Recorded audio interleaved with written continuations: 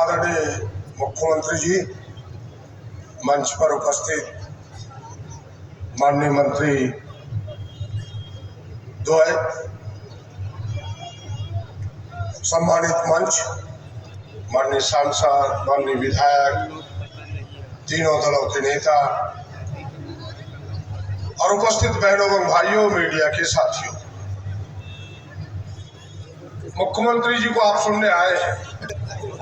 मैं केवल आग्रह पूर्वक इतना ही कहना चाहूंगा कि इन 22 वर्षों में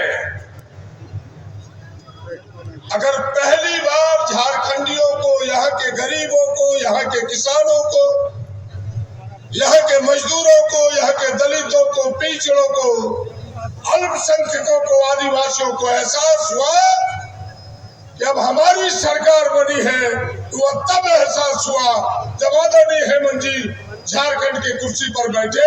मैं बड़े दावे के साथ कह सकता हूँ। और सरकार बनने के साथ जो एक निर्णय हुए,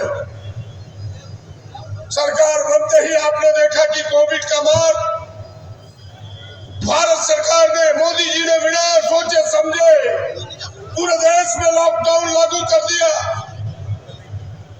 बड़े बड़े शहरों में मजदूर तड़पने लगा, घर आने की तड़प होने लगी, उनका परिवार चिल्लाने लगा। और उस समय कोई फरिश्ता बन के सामने आया।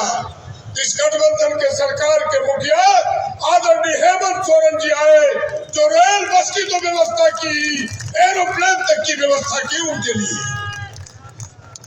फिर एक एक योजना जो गरीब एक पेंशन के लिए तड़पता था कि हमें एक वृद्धा पेंशन मिल जाए, हम तो 25 वर्ष से एमएलए, हम सब भी कर नहीं पाते थे।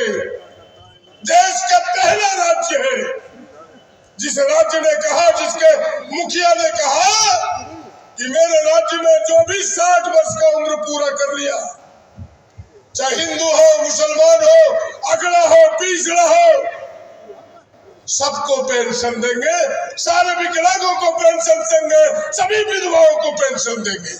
ये गरीबों की सोच को दर्शाता है। किसानों की कर्जे की माफी हुई, मुख्यमंत्री जी है, कृषि मंत्री है सामने, इस सरकार ने किसानों की कर्जे की माफी की। और भारत सरकार ने कॉर्पोरेट घराने अडानी और अंबानी की कर्जे माफी की।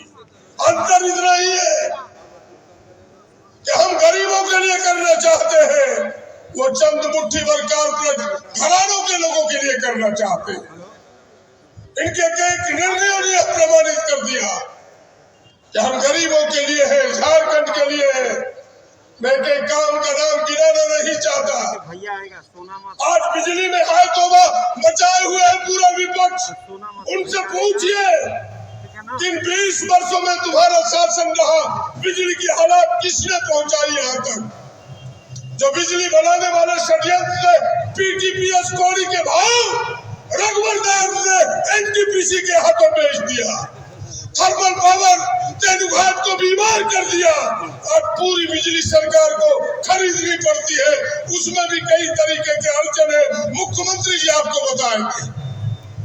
बिल्कुल इस राज्य को खोखला कर दिया। लेकिन उसमें से सबसे अगर कोई ऐतिहासिक फैसला हुआ है तो वो फैसला है 1932 का खतियान का फैसला। आपकी सबकी तालियां बजनी चाहिए, जो झारखंड के नौजवानों के लिए, झारखंड के किसानों के लिए है, झारखंड के बच्चों के लिए है।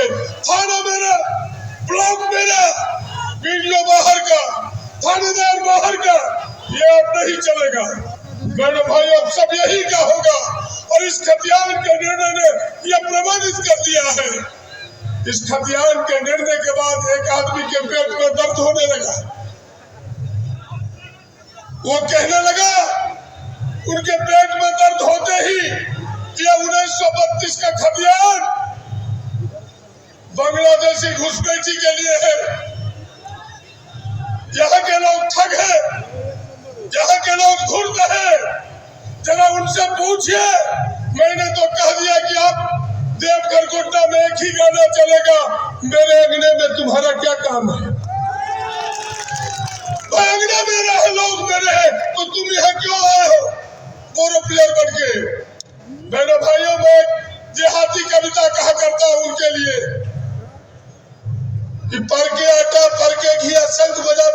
जी नहीं चलेगा।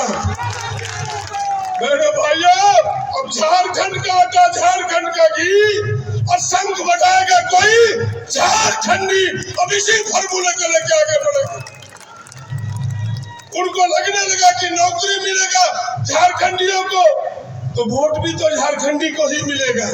बेटा के पेट में दर्द हो गया, हमने कहा औकात है तो किसी गांव में आकर के कहा पैजामा खोल के झारखंडी तुम्हें बिहार भेज देगा, दावे के साथ कह सकता हूँ। मेरे भाइयों, यही अपनी बात को समाप्त करते हुए कि आपने जो निर्णय लिया है मुख्यमंत्री जी, ऐतिहासिक निर्णय लिया इस कांग्रेस जेएमएम-आरजेडी के गठबंधन की सरकार ने, आपको बधाई देता हूं। और फिर से एक बार मुख्यमंत्री को कहते हुए कि आपने जो झारखंड का झंडा उठाया है वो कभी न झुकेगा, आपने जो कदम बढ़ाया है वो कभी नहीं रुकेगा। धन्यवाद, नमस्कार, जोहर। बहुत बहुत धन्यवाद सर।